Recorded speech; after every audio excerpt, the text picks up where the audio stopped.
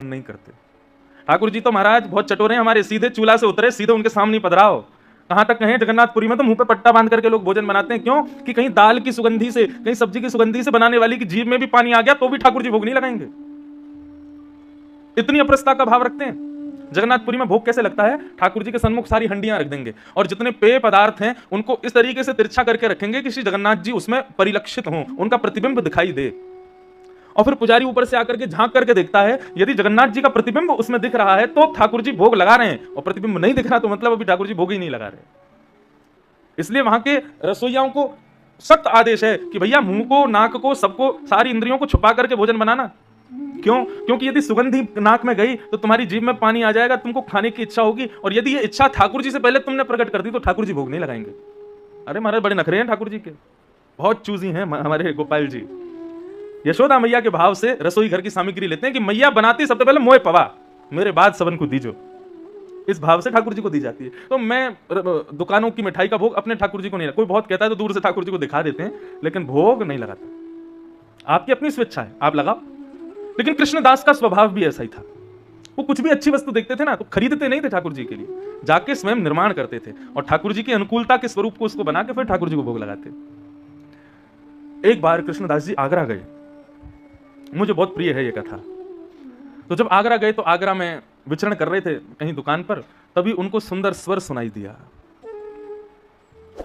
कृष्णदास जी आनंदित हो गए स्वर को सुन के। अब हमारी स्थिति क्या? स्वर सुनते ही हम खुद को सुनाने जाएंगे, थोड़ी देर वहां बैठेंगे, आहा कितना अच्छा लग रहा है, कानों को सुख मिल रहा है, खुद को सुख देते हैं। लेकिन वैष्णव ऐसे नहीं होते।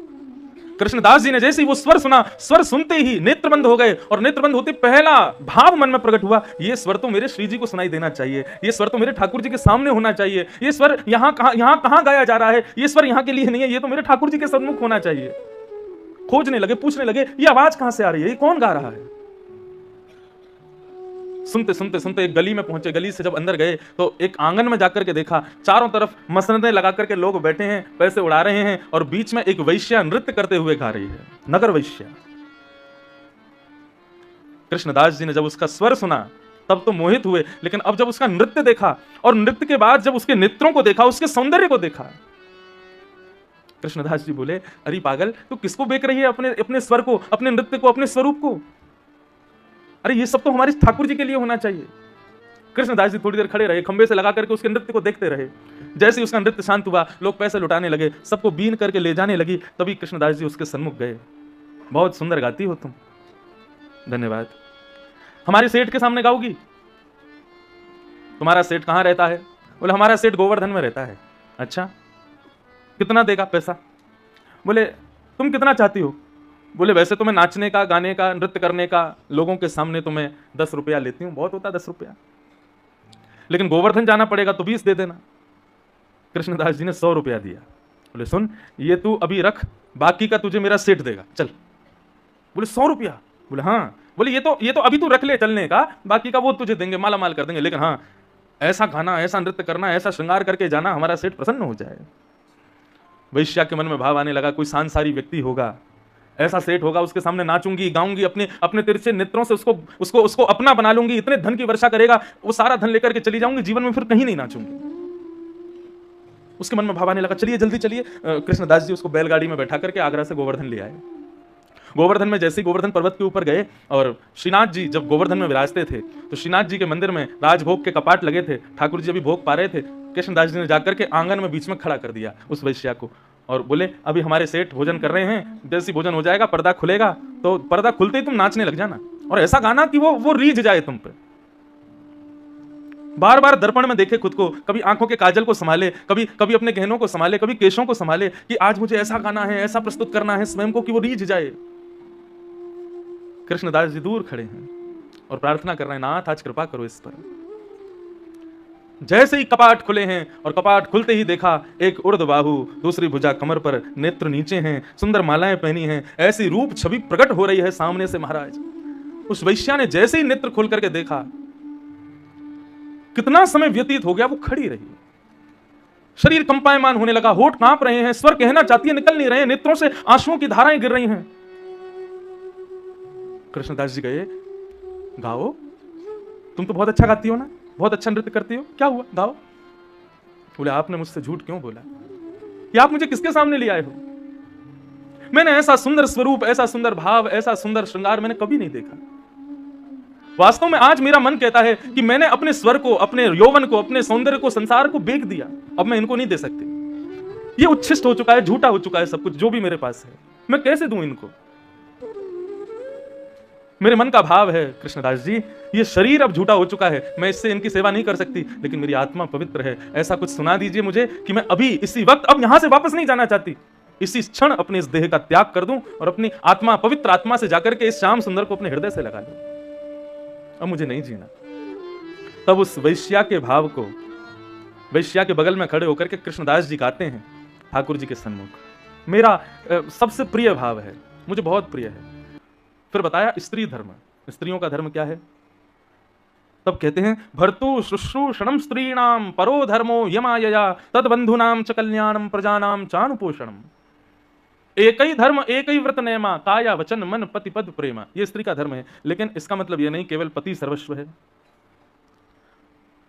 भगवान कहते हैं मैंने पुरुषों को केवल एक कुल के उद्धार के लिए बनाया है, लेकिन मैंने माताओं को दो कुल के उद्धार के लिए बनाया। जब तक विवाह ना हो तब तक पिता के कुल का उद्धार करे, और विवाह होते ही अपने पति के कुल का उद्धार करे। इसलिए उसको चाहिए दोनों कुलों का उद्धार करे, तब उसका स्त्री धर्म निर्वहित होगा, नहीं तो नहीं होगा।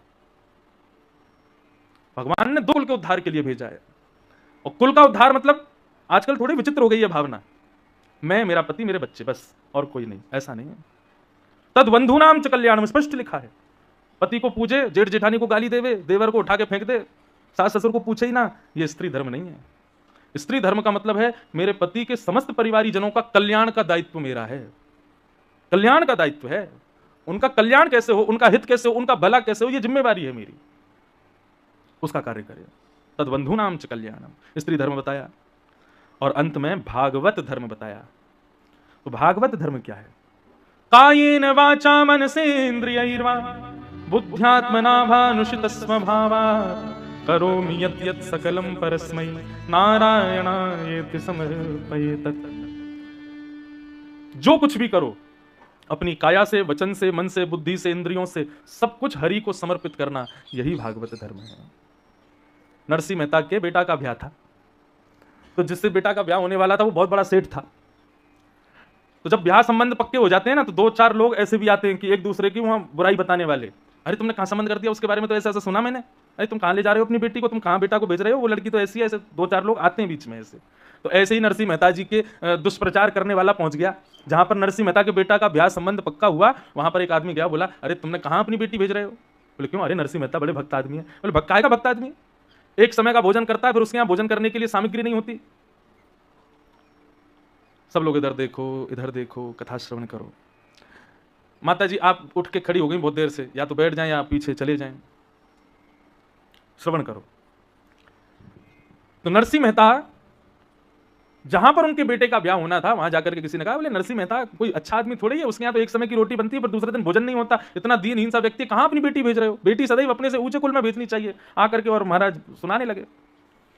तो वो भी भला आदमी था, उसने कहा अब मैं मना कैसे करूं? नरसिंह मेहता ने सब व्यवस्था कर ली होंगी, सब पक्की हो गई बातचीत, अब मना करना अच्छा नहीं लगता। तो बोले एक काम हो सकता है। बोले क्या? तुम एक पत्र लिख करके भेजो, और उस पत्र में ये लिख करके भेजो कि मेरी बेटी की आने वाली जो बारात हो, जिसमें आपका बेटा आवे, वो बारात ऐसी होनी चाहिए। और कैसी होनी चाहिए? बोले इतना लिखना कि नरसिंह मेहता देखते ही बोले कि भाई मैं नहीं कर सकता इतनी व्यवस्था, इतने हाथी, इतने घोड़ा, इतने बैंड बाजे, इतने लोग, इतने स्वापा वाले, इतने ये, इतने वो। महाराज पूरा खर्रा लंबा चौड़ा बना करके, पूरा लिख करके और पत्र बना करके बाहर जय श्री कृष्ण लिख करके भेज दिया नरसिंह मेहता के यहाँ। भागवत धर्म किसे कहते हैं वो बता रहा हूं। नरसिंह मेहता के यहाँ जैसी डाकिया पहुंचा, बोले मेहता जी आपका एक पत्र आया है। बोले कहां है, दिखाओ। तो जैसे पत्र देखा तो पत्र पर ऊपर लिखा था जय श्री कृष्ण। तो हंसने लगे, बोले पागल, मेरा नहीं है, ये तो ठाकुर जी का है, दूसरों का पत्र नहीं पढ़ना चाहिए। और नरसिंह मेहता लेके गए, बोले लाल जी किसी ने आपके नाम से पत्र भेजा है जय श्री कृष्ण लिख करके, अब मैं तो पत्र दूसरा का पढ़ता हूं, पढ़ लेना आप। और ठाकुर जी के पास धर के चले गए। ठाकुर जी वहीं सोचा अरे मेहता पढ़ तो ले, उसमें क्या लिखा है। लेकिन नरसिंह मेहता का विश्वास प्रबल है, कितना अकिंचन भाव। जय श्री कृष्ण देख करके बोले ठाकुर जी की वस्तु है, मैं तो देखूंगा भी नहीं। और धर आए वहीं पे, और महाराज वहां लड़की वाले इंतजार कर रहे हैं कि पत्र आवे, रिटर्न में कुछ लिखेंगे, भैया मैं नहीं कर पाऊंगा आदि आदि। अब तो शादी की तिथि बिल्कुल समीप आ गई, और नरसिंह मेहता के यहाँ से कोई पत्र नहीं आया। तो उन्होंने भी सोचा, बोले मेहता जी ने व्यवस्था कर ही ली होगी, शादी होने की, चलो व्यवस्था करो। पूरे मंडप सजाए, पूरी सब व्यवस्थाएं हुई। अब मेहता जी 4 बाराती, 2 नंगाड़े वाले और एक मरी गिरी सी घोड़ी, और इस पे अपने बेटा को बिठा के दुल्हा बना के लेके जा रहे अपनी बारात। ठाकुर जी भीतर से मंदिर में से देख रहे हैं, बोले मेहता मरेगा तू आज। जैसे मेहता जी जाने लगे नृत्य करते हुए, ठाकुर जी के मन का भाव, बोले कि उसने पत्र देखा ही नहीं, मुझे दे दिया, इसका मतलब जिम्मेवारी अब मेरी है कि जितनी सामग्री लिखी है वो सब पहुंचनी चाहिए। इतने में नरसिंह मेहता देखते हैं एक गली में से कोई नगाड़ा बजाता हुआ आ रहा है, एक गली में से कोई हाथी पर चढ़ता हुआ आ रहा है, कहीं से घोड़ों की फौज आ रही है। महाराज देखते ही देखते किलोमीटरों लंबी बारात हो गई नरसिंह मेहता की। मेहता जी बोले ये सब मेरे लाला की मित्र मंडली होगी। आगे पीछे जहां देखें तो लोग नाच रहे हैं, गा रहे हैं, ढोल बजा रहे हैं, उत्सव मना रहे हैं, और कोई घोड़े पर चढ़ के नाच रहा है, कोई ऊंट पर चढ़ के नाच रहा है, आगे हाथियों की फौज चल रही है। मेहता जी बोले बढ़िया भैया, ऐसी सुंदर बारात चले, लेके चलो। और वहां हल्ला मच गया, बोले अरे आपकी बेटी की होने वाली पति की बारात तो देखो एक बार। बोले कहां है, दिखाओ। बोले यहां से नहीं, पहाड़ी पर चढ़ के चलो, वहां से दिखेगी। पहाड़ी पर जाकर के देखा, दूरबीन लगा करके, तो महाराज किलोमीटरों दूर तक महाराज लोग नाच रहे हैं, गा रहे हैं, आनंद मना रहे हैं, उत्सव मना रहे हैं, ढोल नगाड़े बज रहे हैं। और सबको देखते देखते दूरबीन थोड़ी आगे की तरफ की, तो सबसे आगे क्या देखा, 2 हाथी हैं, और एक हाथी पर बलभद्र, दूसरे हाथी पर स्वयं श्याम सुंदर नरसिंह मेहता के लड़के की बारात लेकर के जा रहे हैं। ये है भागवत धर्म। मैंने कल भी कहा था, आलसी होना नहीं, लेकिन अपनी जिम्मेवारी अपने ऊपर मत रखो, ठाकुर जी को सौंपो, जो करेंगे सब मंगल होगा। और यदि कुछ ऐसा हुआ जो आपने नहीं विचार किया था, तो उसको भी यही सोचना, ठाकुर जी ने शायद ये इसलिए ऐसा किया, शायद इसी में मेरा मंगल होगा। ये भागवत धर्म है। कायेन वाचा मनसेन्द्रियैर्वा बुद्ध्यात्मना भा नुषितस्व भावात् करोमि यत् यत् सकलम परस्मै नारायणायेति समर्पयामि। सब कुछ नारायण को समर्पित करो। ये भागवत धर्म। श्री भीष्म पितामह 5 धर्मों का वर्णन करते हुए और फिर पांडवों से कहते हैं अब तुम्हारा काम हो गया, संशय दूर। बोले हाँ, अब तुम जाओ, चलो मुझे मेरा काम करने दो। दूर खड़े ठाकुर जी से बोले आओ, अब आप आओ सामने। जैसे ही ठाकुर जी आकर के खड़े हुए, भीष्म पितामह अपलक नेत्रों से ठाकुर जी को देख रहे हैं, पौड़े हुए हैं बाणों की सैया पर, और भगवान से कहते हैं अब जब तक मेरे प्राण ना निकल जाएं, हिलना नहीं यहां से। तो भगवान का चेहरा मुरझा गया। बोले इसको इच्छा मृत्यु का वरदान है, अब इसका मन कर जाए मैं 10 साल मरूं ही नहीं तो मैं यहीं खड़ा रहूंगा। मतलब आज मैं द्वारिका पहुंच ही नहीं पाऊंगा। सुबह से निकला हूं, कभी कोई दुखी, कभी किसी को कष्ट, कभी कोई रोता है, और अब भीष्म पितामह ने तो बांध ही दिया। बोले जब तक प्राण नहीं निकले खड़े रहना है। तो ठाकुर जी के चेहरे पर जैसी मुरझाहट हुई, भीष्म पितामह बोले ऐसा मुरझाया हुआ चेहरा नहीं चाहिए मुझे, प्राण निकाल रहा हूं मैं। प्रसन्न हासारुणलोचलोल्लसत्। आपके दोनों गाल ऐसे चमकने चाहिए जैसे गुलाब जामुन। प्रसन्न हो जाइए और मैं आपके मुखमंडल को देख करके अपने प्राण त्यागूंगा। ऐसी मृत्यु हो जहां भगवान भी तुम्हारे बस में होकर के खड़े रहे सामने। क्या इच्छा रखनी कि मेरा पुत्र सामने हो, पुत्री सामने। जीवन भर उन्हीं को तो देखा है, जीवन भर उस परिवार को, उस धन को ही तो हृदय से लगा करके रहे हैं। अंत काल हो तो ऐसा हो कि श्री राधा रमन लाल सामने खड़े हों, किशोरी जी बगल में खड़ी हों, अष्ट सखा पीछे खड़े हों, श्री गोवर्धन नाथ का दिव्य पर्वत दिख रहा हो, यमुना का पुलिन हो, मयूरों की कुहुक सुनाई दे रही हो, संत जन कीर्तन कर रहे हों, विचरण कर रहे हों, श्याम सुंदर मधुर मधुर वंशी का नाद कर रहे हों, हम उसी परिकर में विचरण करते हुए अपने प्राणों को त्यागते हुए ठाकुर जी के साथ उस सघन कुंज में प्रवेश कर जाएं, ऐसा भाव हो। भीष्म पितामह। अब इस स्तुति का इतना सुंदर अर्थ मैंने पूरी नहीं गाई है, थोड़े से 2-4 श्लोक गाए हैं केवल। इतने अद्भुत भाव हैं ठाकुर जी के प्रति। 2-3 श्लोक गा के फिर हम आगे चलते हैं। क्या कह रहे हैं भीष्म पितामह? बंधुओं देखो, कथा लगभग लोगों को शायद हो सकता है पता भी हो, लेकिन इन स्तुतियों के भाव जो है ना वो अद्भुत है। ये समझने योग्य हैं, ये जीवन उतारने योग्य हैं और अपनी वैष्णव भक्ति में करने योग्य हैं। ये पॉइंट्स हैं जो यहां पर हमारे पूर्वज वैष्णवों ने किए हैं, हमको ये करने चाहिए। भीष्म पितामह क्या कह रहे हैं भगवान से? इतिमति रूपकल्पिता वितृष्णा भगवत सात्वत पुंगवे विभूम्ने। हे प्रभु, इति शब्द का प्रयोग संस्कृत में तब किया जाता है जब अपने वाक्य को हम विराम देते हैं, इति कहते हैं। लेकिन भीष्म पितामह की स्तुति कितनी वर्सेटाइल है, प्रारंभ ही इति से हो रही है। इति भीष्म पितामह कहते हैं मानो इति शब्द कहते ही उन्होंने संसार को उसी समय खत्म कर दिया। बोले नाथ, अब मेरे जीवन का अंत हुआ। अब तक मैं अपने जीवन का एक नाटक कर रहा था, कौरवों के पक्ष का था, मैं आप लोगों का काका बना घूम रहा था, पितामह के नाम से जाना जा रहा था और आदि आदि भाव से, उन सब चीजों की अब इति, अब जो मैं कह रहा हूं ये मेरा वैष्णव भाव है। मति रूप कल्पिता वितृष्णा भगवत सात्वत पुंगवे विभुम्ने। नाथ, मैं आपको एक कार्य देके जाना चाहता हूं। भगवान बोले कौन सा कार्य? बोले एक अधूरी कामना मेरी रह गई है, मुझे लग रहा था मैं किसको देख के जाऊं, लेकिन आप ही उसको पूर्ण कर सकते हो। भगवान बोले हाँ बताओ, संभव होगा तो करेंगे। बोले संभव नहीं, करना ही पड़ेगा आपको। बोले अच्छा बताओ तो सही, कामना क्या है तुम्हारी? भीष्म पितामह कहते हैं मेरी एक बेटी कुंवारी रह गई है, उसका ब्याह नहीं हुआ है अभी तक, आप उसका ब्याह करवा दीजिए। भगवान बोले अभी तो बोल रहे थे संसार की इति, और फिर से तुमने संसारी चर्चा करी मेरे से। बेटी है तो, और सबसे बड़ी प्रश्न चिन्ह तो ये है तुम तो बाल ब्रह्मचारी हो, तुमने ब्याह तो किया नहीं कभी, बेटी कहां से हो गई, कहां से आई है बेटी तुम्हारी? विष्णु पितामह मुस्कुराने लगे, बोले आज पूरे विश्व को फंसाने वाला अपने बातों के जाल में, मेरे जाल में फंस गया। भगवान क्या कहना चाहते हो? बोले प्रभु आपने सबको एक बेटी दे रखी है बिना ब्याह की। कौन सी बेटी? बोले उसकी मति, उसकी बुद्धि। वो मति रूपी बुद्धि उससे कुसंग करवाती है, उससे दूषित कर्म करवाती है, उससे संसार की हर वस्तु करवाती है। बेटी कौन जो पिता को अपने वश में रखे?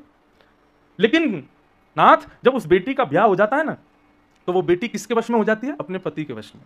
तब भी पिता को कभी कभी फोन करके अपनी कामना पूरी करवाती है, लेकिन तब भी वो क्या कामना करवाती है? जो उसका पति कहता है। तो इसलिए नाथ, मेरी मति रूपी बेटी का आप ब्याह करवा दीजिए, जिसका मैं आज तक तुम्हारी बेटी का पिता था, वो जो कहती थी मैं करता था। उसने कहा कौरवों का संग करो, दुर्योधन का साथ दो, ऐसे युद्ध लड़ो, ये क्रिया करो, मैंने सब किया। लेकिन अब मैं सोच रहा हूं कि इस बेटी का ब्याह कर देना चाहिए, तो आप मेरी बेटी का ब्याह कर दो। भगवान बोले अच्छा, तो इस ढंग से गा रहे हो स्तुति? बोले हाँ महाराज। बोले अच्छा, तो बताओ तुम्हारी बेटी को कैसा लड़का प्रिय है? कन्या वर्यते रूपम, कन्या जो होती है वो रूप से ब्याह करती है। तुम्हारी बेटी को कैसा कौन प्रिय है मुझे बताओ। विष्णु पितामह कहते हैं त्रिभुवन कौमनम तमाल वर्णम रविकर गौरव रामवरम दधाने।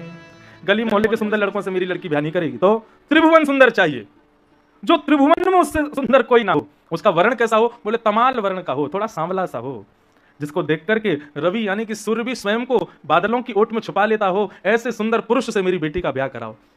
भगवान बोले ऐसे पुरुष तो केवल हम हैं। तो बोले तो वही तो कह रहे हैं, आपसे ब्याह कराना है अपनी बेटी का। देखो अब सीधा सीधा नहीं बोल रहे हैं विष्णु पितामह कि मेरी मति आपके चरणों में चली जाए, किस ढंग से घुमा करके ठाकुर जी को प्रस्तुत कर रहे हैं। यही तो वैष्णवता है। अब हम सीधे ठाकुर जी के चरणों में जाके कहते हैं मेरा जीवन तेरी शरण, मेरी मति आपके श्री चरणों में, मैं हूं नाथ आपका, आप हो मेरे। आदि आदि सिंपल सीधी बातें कहते हो। दाल चावल रोज खाओगे तो फिर एक दिन मन भर जाएगा। ठाकुर जी रोज एक ही बात सुन के वो भी उपवास ही लेते होंगे जब आप बोलते हो। कुछ अलग ढंग से बोलने का प्रयास करो, जैसे भीष्म पितामह बोल रहे हैं। भगवान बोले अच्छा, मुझसे ब्याह करोगे? तब फिर भगवान आगे गिनवाते हैं कि दामाद में कौन कौन से गुण होने चाहिए, और उन सारे गुणों को फिर भीष्म पितामह भगवान में ही दिखा देते हैं। और एंड में आके कहते हैं बोले देखो आप बच के भाग नहीं सकते, मेरी बेटी तो आपसे ही ब्याह करेगी। इस प्रकार पितामह ने पूरी स्तुति गाई। गाने का मन तो मेरा है कि मैं पूरी सुनाऊं, लेकिन फिर आगे के प्रसंग छोटे रह जाएंगे। अब बाकी आप बताओ, सुनाएं पूरी कि आगे चलें? सुनाएं पूरी? सुना दें? चलो। भीष्म पितामह से भगवान कहते हैं बोले ये स्वरूप तो हमारा है। बोले महाराज आप कोई कम सुंदर हो? त्रिभुवन सुंदर हो आप। हमारे ब्रजवासी कहते हैं हे कृष्ण लला तुम होते लली तो गले कट जाते करोड़न के। तुमने बहुत मेहरबानी करी लाला जो तुम लाला बन के आए। यदि कहीं तुम नंद की लाली बनकर के आए होते और लाली के रूप में यदि वृंदावन बिहारी खड़े होते तो आज तो लोग देख करके निहाल होते हैं। लेकिन जब लाली बन के आते तो क्या होता? बोले वृंदावन में महाराज लोग जाकर के ठाकुर जी के रूप को देख के गला ही न्यौछावर कर देते। इतने सुंदर हैं आप। ठाकुर जी ने कृपा करी कि पुरुष बन के आए।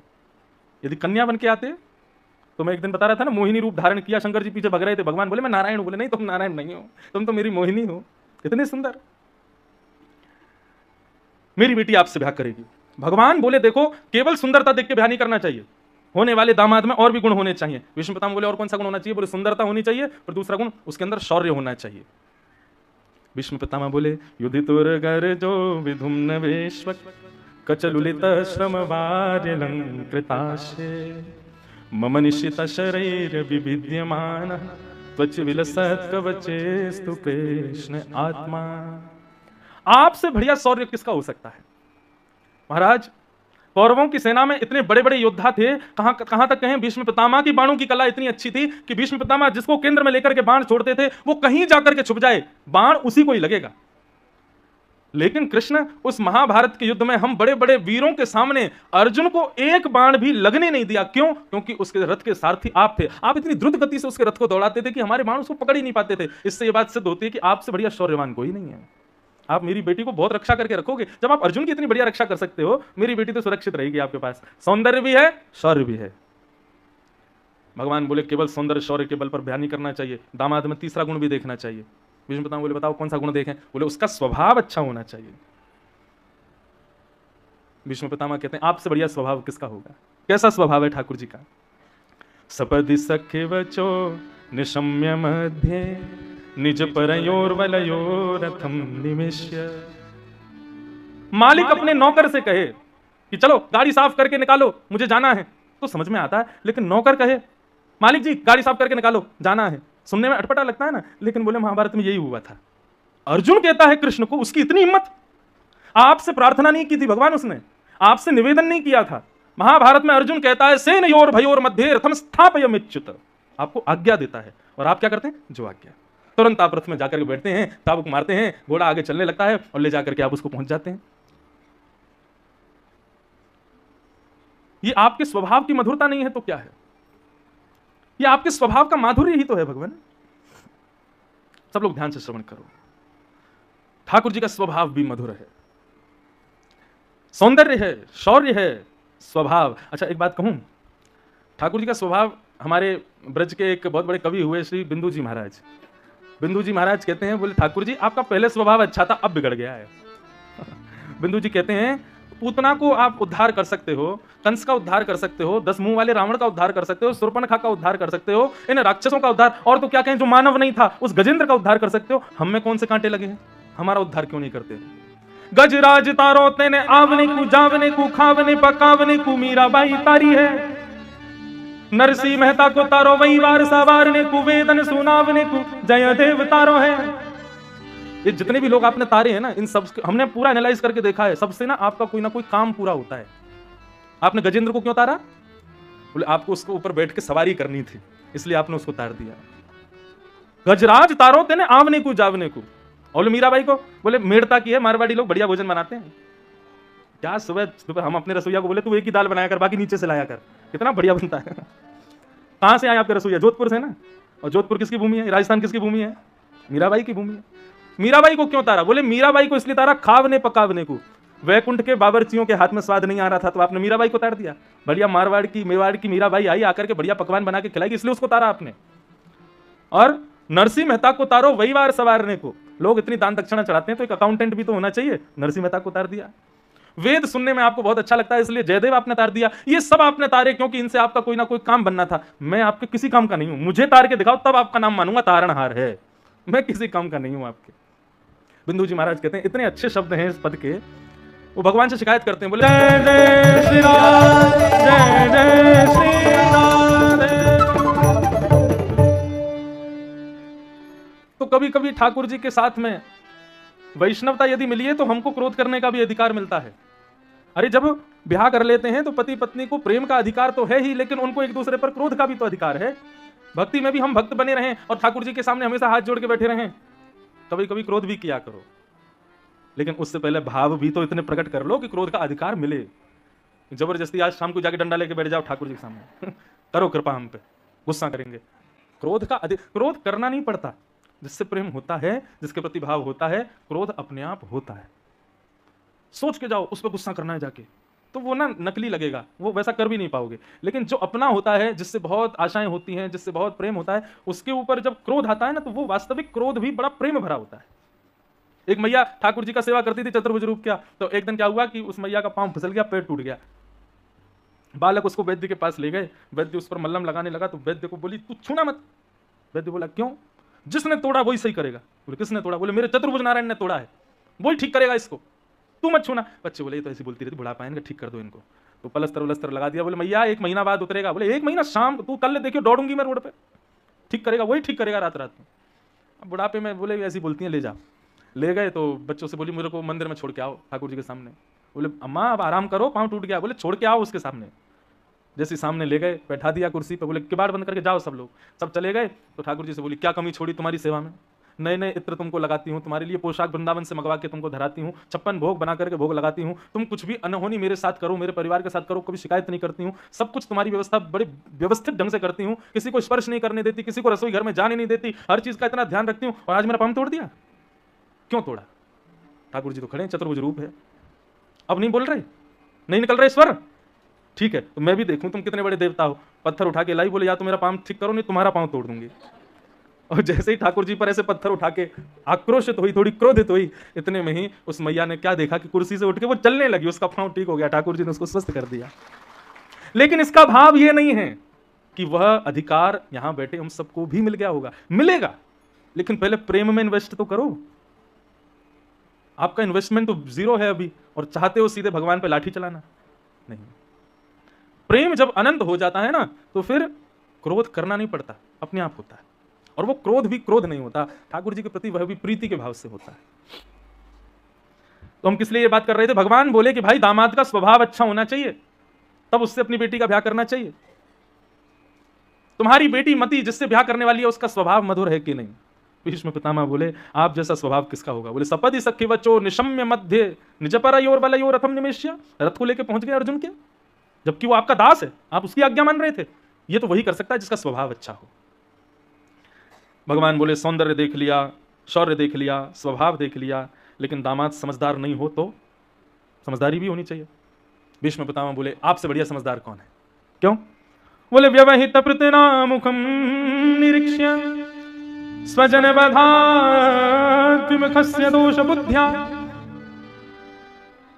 अर्जुन को भरी महाभारत के युद्ध के मध्य में जब उसने अस्त्र शस्त्र छोड़ दिए थे, तब आप खड़े होकर के उसको ज्ञान उपदेश करते हैं, और ऐसा ज्ञान उपदेश करते हैं कि जिसको श्रवण के बाद वो उठाता है धनुष, प्रत्यंत चढ़ाता है और सीधा बाण चला करके युद्ध प्रारंभ कर देता है।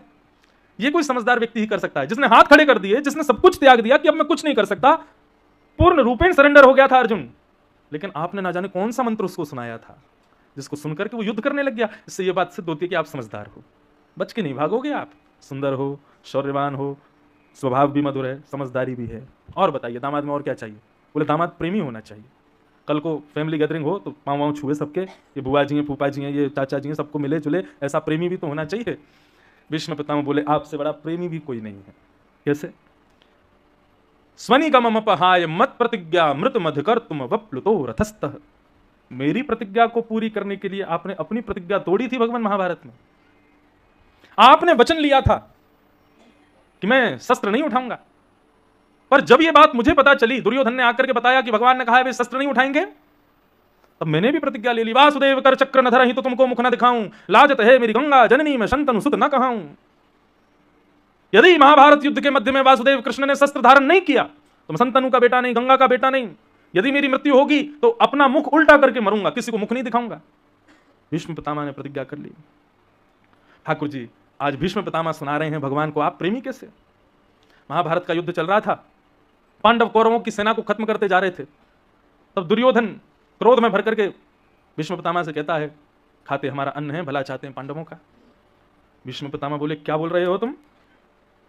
अरे हम शांत बैठे हैं तो इसका मतलब ये थोड़ी है कि तुम्हारे साथ में द्रोह कर रहे हैं। मरने का बहुत डर लगता है तुझको मरने से? तुम्हें अभी मेरा पराक्रम देखा नहीं, मैं शांत बैठा हूं तो इसका मतलब ये नहीं कि मैं कुछ नहीं जानता है, कुछ नहीं कर सकता। मरने का बहुत भय है ना तुझको? चल अपनी पत्नी को भेज देना रात में आशीर्वाद लेने मेरे पास। मैं जैसी अपनी संध्या से निवृत्त होऊंगा, भजन से निवृत्त होऊंगा, वो मैं चरणों में प्रणाम करे, मैं उसको अखंड सौभाग्यवती का आशीर्वाद दे दूंगा, नहीं मरेगा तू। दुर्योधन बोला आप तो नाराज हो गए, मैं तो बस आपको गर्म कर रहा था कि ठंडे मत पड़ो, युद्ध चल रहा है महाराज। आप भीष्म पितामह ठंडे पड़ गए तो युद्ध हार जाएंगे हम, आप तो थोड़े गर्म रहो, भेज दूंगा मैं भानुमति को। बात कितने लोगों के बीच में चल रही थी? दो, भीष्म पितामह और दुर्योधन। लेकिन वहां पर दीवारों के भी कान थे, और वो कान किसके थे? श्री कृष्ण के थे। भगवान बोले अब तो पेट में दर्द शुरू हो गया। भगवान के बोले रात में कहीं ये भानुमति नहीं चली जाए। भीष्म पितामह के पास अगर भानुमति पहुंच गई तो मैं भगवान होकर के भी पांडवों को नहीं बचा पाऊंगा, क्योंकि भीष्म पितामह एक वैष्णव है, भीष्म पितामह एक बाल ब्रह्मचारी है, भीष्म पितामह एक नैष्ठिक अपने नियमों का पालन करता है। उसके पास इतनी शक्ति है कि वो जो कह देगा उसको भगवान को भी पूर्ण करना पड़ेगा, मैं नहीं बचा पाऊंगा। फिर आधी रात का समय एक ग्वारिया का भेष धारण करके, सिर पर स्वाफा बांध के, ऊंची धोती पहन के, कुछ गले में माला वालाएं सब उतार करके, बिल्कुल साधारण सा रूप धारण करके ठाकुर जी ने और लालटेन हाथ में ली, सीधे द्रौपदी के कमरे में गए, जाकर के उसको जगाया। द्रौपदी उठ के बैठ गई, कौन है? बोले मैं हूं कृष्ण। बोले पता तो चल नहीं रहा। बोले इसीलिए तो रूप बदला थी, पता नहीं चले मैं कौन हूं। तेरे को लग गया ना पता? बोले हाँ चलो जल्दी चल, भीष्म पितामह के पास जाना आशीर्वाद लेने। द्रौपदी बोली सुबह चले जाएंगे। बोले सुबह तक सोती रहेगी तो तेरा भाग्य भी चला जाएगा, अभी चल मेरे साथ। भानुमति पहुंचे, उससे पहले पहुंचना है हमको। भगवान लेकर के गए द्रौपदी को, बोले घूंघट घूंघट नीचे कर ले, बिल्कुल मुंह छुपा के जाइयो, और सुन भीतर जाके बैठ जाना, कुछ मत करना, केवल पितामह को प्रणाम करना, वो आशीर्वाद दें, चुप बाहर आ जाना और आके सो जाना, कुछ बोलना नहीं है, मौन व्रत है तेरा, ये गांठ बांध ले। बोले उन्होंने पूछा किसके साथ आई है, तो फिर क्या बोलूंगी? बोले कुछ भी बोल देना नौकर आया मेरे साथ, हमारा ग्वारिया है, गायों का दूध काटता है, वही आया है, ऐसा बोल देना। द्रौपदी बोली ठीक है। अब द्रौपदी घूंघट करके भीतर गई, भीष्म पितामह बैठे थे, जाकर के उनको प्रणाम किया। प्रणाम करके भीष्म पितामह को घूंघट करके बैठी द्रौपदी। कृष्ण भारी बैठे थे वृक्ष के नीचे। आधी रात का समय, भीष्म पितामह की माला पूर्ण हुई, नेत्रों से लगाई, ठाकुर जी को वंदन किया, अपने संध्या के क्रम को पूर्ण करके नेत्र खोल के देखा तो सामने द्रौपदी बैठी है, लेकिन उनको लगा ये भानुमति है, दुर्योधन की पत्नी। उठ करके गए, हाथ में जल लिया, अपने संपूर्ण जीवन के ब्रह्मचरत्व का, अपने संपूर्ण जीवन की संध्या वंदन का फल अभिमंत्रित करते हुए द्रौपदी के सिर पर दोनों वरद हस्त रखते हैं और कहते हैं अखंड सौभाग्यवती भव, तुम्हारा सौभाग्य अजर हो जाए, उसको कोई मार ना पाए। द्रौपदी बोली ये इन्होंने क्या बोल दिया, अरे ये मेरे पतियों के विपक्षी हैं, यही पीछे धनुष बाण लेकर दौड़ते हैं अर्जुन के, और आज कह रहे हैं कि तेरा भाग्य अजरमर हो जाए। तो फिर इनको इनका दायित्व समझा दूं, कल से इन्हीं की जिम्मेवारी है पांचों की रक्षा करना, बता तो दूं। इतने में घूंघट उसने हटाया और कहा पितामह फिर याद रहे पांचों की जान की जिम्मेवारी आपकी, पांचों में से एक का भी बाल बांका नहीं होना चाहिए। अभी अभी आपने मुझे आशीर्वाद दिया अखंड सौभाग्यवती भव, यदि किसी को खरोंच भी आई तो आपसे उत्तर मांगूंगी मैं। भीष्म पितामह तो सहम गए, बोले द्रौपदी तू कहां से आ गई, मैंने तो भानुमति को बुलाया था। अरे दुर्योधन की पत्नी आने वाली थी, तू कहां से आ गई, क्यों मैं आपकी पुत्रवधू नहीं हूं, मुझे आशीर्वाद का अधिकार नहीं है? नहीं नहीं बेटा है अधिकार, लेकिन मैंने बुलाया किसी और को था, तू कैसे ये बदल कैसे गई, तुझे किसने बोला कि मैं यहां मिलने वाला हूं? बोले वो छोड़िए आप बस इतना याद रखिए कि कल से अंतिम दिन तक पांचों का बाल बांका नहीं होना चाहिए। भीष्म पितामह थोड़े सजल नेत्रों से कहने लगे मेरा हृदय जो चाहता था वही हुआ, मेरी बुद्धि चाहती थी कि कौरव जीतें, लेकिन हृदय चाहता था पांडव जीतें। लेकिन तभी भीष्म पितामह ने आंखों का रंग बदला, चेहरे का ढंग बदला और शेर की तरह थोड़ी गंभीर आवाज में बोले द्रौपदी तुझे किसने बताया कि मैं आशीर्वाद देने वाला हूं, और इतनी रात को अकेले मेरे शिविर में तुम कैसे आई हो, कौन आया साथ में? अब जब गंभीर आवाज में पूछा तो द्रौपदी की जीभ लड़खड़ाने लगी, कोई नहीं आया, अकेली आई हूं, वैसे तो आया है, वैसे कोई नहीं आया, वैसे आया है लेकिन नहीं आया, वो आया है एक, कौन आया है? गोपाल भैया आया। कौन गोपाल भैया? हमारी गैया का दूध काटता है, दूध सुबह शाम दे जाता है, ग्वारिया है, उसने उसको राखी बांधी, मैंने भीष्म पितामह हाथ पकड़ा, दिखा मुझे कौन गोपाल भैया तेरा, जब इतनी जिम्मेवारी मेरे पे थोप रही है तो कम से कम मैं देखूं तो सही कौन लेके आया तुझे। बाहर जाकर के भीष्म पितामह ने गर्जना की, कहां है रे गोपाल भैया, इधर।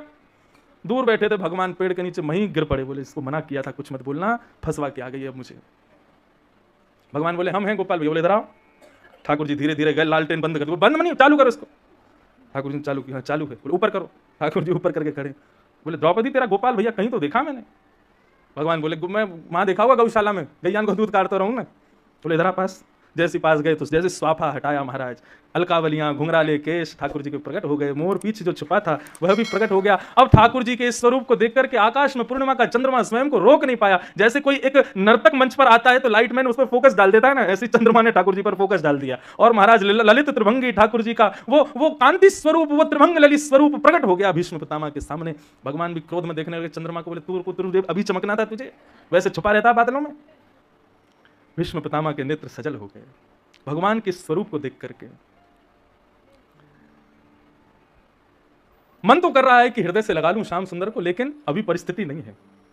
भीष्म पितामह बोले मरकट बंधु, माखन चोर, उद्यमी, सारे उल्टे काम करता है, इतना बड़ा हो गया अभी भी उधम छोड़ता नहीं। अरे मेरी दुर्योधन से बात हो रही थी कि भानुमति को भेजना, तुझको कैसे पता, तेने इसको कैसे भेजा? भगवान बोले हम बचपन से गाते आ रहे हैं, बोलते आ रहे हैं सबको कि हम जय जय हैं, हम भगवान हैं, लेकिन आप लोग मानते ही नहीं हो कि मैं भगवान। भीष्म पितामह ने तुरंत द्रौपदी को कहा जिम्मेवारी मैं तेरे पतियों की अब इसको देता हूं। मैंने वरदान दिया है तुझे अखंड सौभाग्यवती भव का, लेकिन मैं उस जिम्मेवारी को इसको प्रदान करता हूं कि अब मैं कल से देखता हूं ये पांचों की रक्षा कैसे करेगा। और कृष्ण बता देना पांडवों का, कल से महाभारत का नेतृत्व भीष्म पितामह करेगा, सबसे आगे मेरा रथ होगा और देखता हूं कैसे बचाते हो तुम। द्रौपदी कुछ हो जाए, खरोंच भी आ जाए तो तुमने कहा ना मुझसे पूछो, मुझसे नहीं पूछना, मैंने जिम्मेवारी इसके सिर डाल दी है, अब इससे पूछना जाकर के।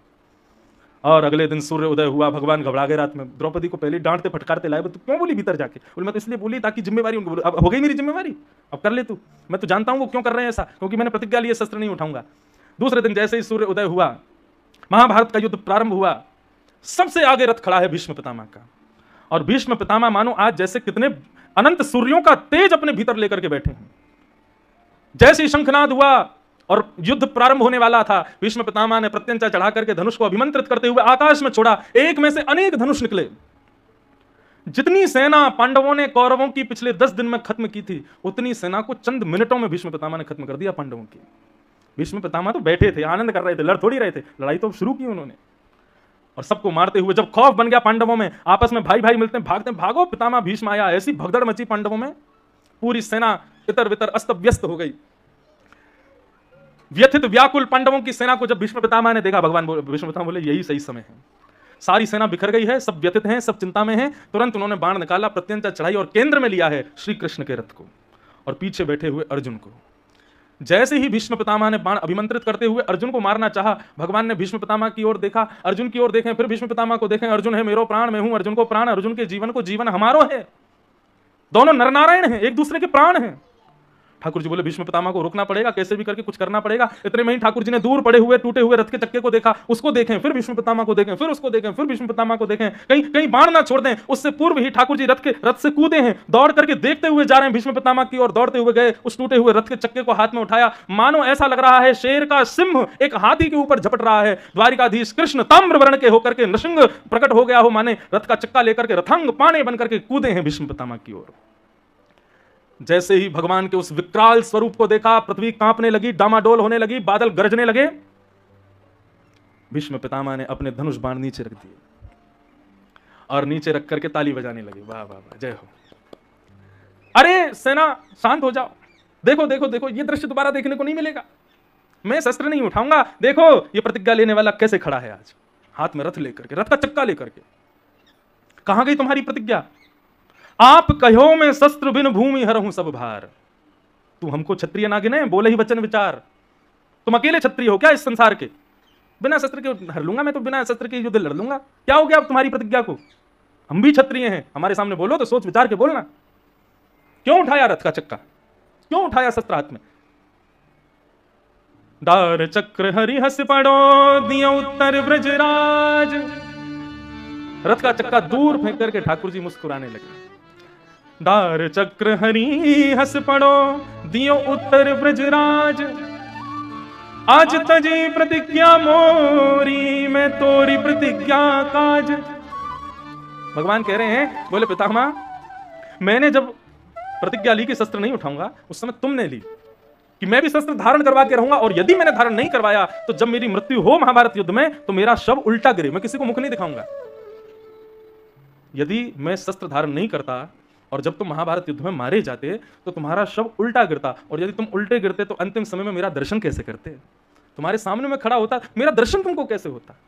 क्योंकि रोम रोम में बाण छिड़े, तुम कोई करवट नहीं ले सकते थे, तुम घूम के मुझे देख नहीं सकते थे, ताकि अंतिम समय में जब मैं आऊं तुमको मेरा दर्शन हो सके, तुम्हारा मुख सीधा हो, जो तुमने प्रतिज्ञा ली थी उस अनुसार सब कुछ हो। इसलिए मैंने अपनी प्रतिज्ञा को तोड़ दिया। आज भीष्म पितामह उस भाव को याद करके कह रहे हैं, बोले प्रभु आप चाहते तो बिना रथ के चक्के को उठाए भी मुझे शांत कर सकते थे, लेकिन आपने वो रथ का चक्का उठाया ही इसलिए था ताकि मेरी प्रतिज्ञा पूर्ण हो जाए, और मेरी मृत्यु जब हो तब मैं सीधा लेटा हूं और आपका दर्शन करूं। आज ये दर्शन का अधिकार मुझे प्राप्त हो, इसलिए आपने रथ का चक्का उठाया था। इसलिए नाथ प्रेमी भी आपसे बड़ा कोई नहीं है। इस प्रकार भीष्म पितामह सारे गुण ठाकुर जी में देखते हुए अंत में कहते हैं, बोले प्रभु अब मैं जाते जाते उस व्रज वृंदावन को याद करता हूं जहां पर